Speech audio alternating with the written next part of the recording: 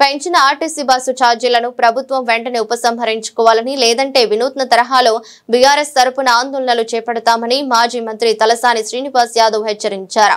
పెంచిన బస్సు ఛార్జీలను తగ్గించేలా ప్రభుత్వంపై ఒత్తిడి తేవాలని బీఆర్ఎస్ పార్టీ నిర్ణయించిందని తెలిపారు. ఈ నెల 9న బీఆర్ఎస్ ఆధ్వర్యంలో చలో బస్ భవన్ కార్యక్రమం నిర్వహిస్తున్నట్లు వెల్లడించారు. బీఆర్ఎస్ వర్కింగ్ ప్రెసిడెంట్ కేటీఆర్ తో పాటు గ్రేటర్ హైదరాబాద్ పరిధిలోని ఎమ్మెల్యేలందరూ తమ తమ ప్రాంతాల నుంచి ఆర్టీసీ బస్సుల్లో ప్రయాణం చేసి బస్ భవన్ కు చేరుకుంటారని వివరించారు. తెలంగాణ భవన్ లో ఆయన మీడియాతో మాట్లాడుతూ ఆర్టీసీ బస్సు ఛార్జీల విషయంలో కాంగ్రెస్ ప్రభుత్వ వైఖరి ఒక చేతితో పెట్టి ఇంకో చేతితో లాక్కున్నట్టుగా ఉన్నదని దుయ్యబట్టారు. మహాలక్ష్మి పేరుతో మహిళలకు ఉచిత బస్సు ప్రయాణ సౌకర్యం అంటూనే మరోవైపు అదే మహిళల కుటుంబ సభ్యులైన పురుషుల నుంచి అధిక మొత్తంలో బస్సు ఛార్జీలను ముక్కుపిండి వసూలు చేస్తున్నదని మండిపడ్డారు. గతంలో ఎన్నడూ ఒకేసారి 10 చొప్పున టికెట్ ఛార్జీలు పెంచిన దాఖలాలు లేవని చెప్పారు. ప్రభుత్వం తీసుకున్న ఈ నిర్ణయం వల్ల పేద మధ్య తరగతి ప్రయాణికులపై ఛార్జీల భారం పడుతున్నదని, జీవనోపాధికి దూర ప్రాంతాలకు వెళ్లి లేని పరిస్థితి ఏర్పడుతున్నదని పేర్కొన్నారు. ఇటువంటి చేస్తే వాళ్ళు పర్మిషన్స్ ఇయ్యరు కాబట్టి మేము ఎల్లుండి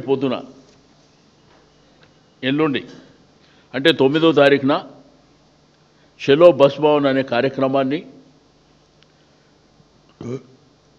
ఆర్టీసీ బస్సులోనే కేటీఆర్ గారు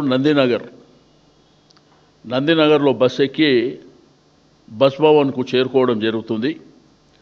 హరీష్ రావు గారు మైదీపట్నం, నేను సికింద్రాబాద్లో, పద్మారావు గారు చిలకలగూడలో, ముఠా గోపాల్ గారు ముషిరాబాద్లో, కాలేరు వెంకటేష్ గారు అంబర్పేటలో, లక్ష్మారెడ్డి గారు ఉప్పల్లో, మర్రి రాజశేఖర్ రెడ్డి గారు మల్కాజిగిరి, కేపీ వివేకానంద గారు కుత్బుల్లాపూర్, కృష్ణారావు గారు కుకట్పల్లి,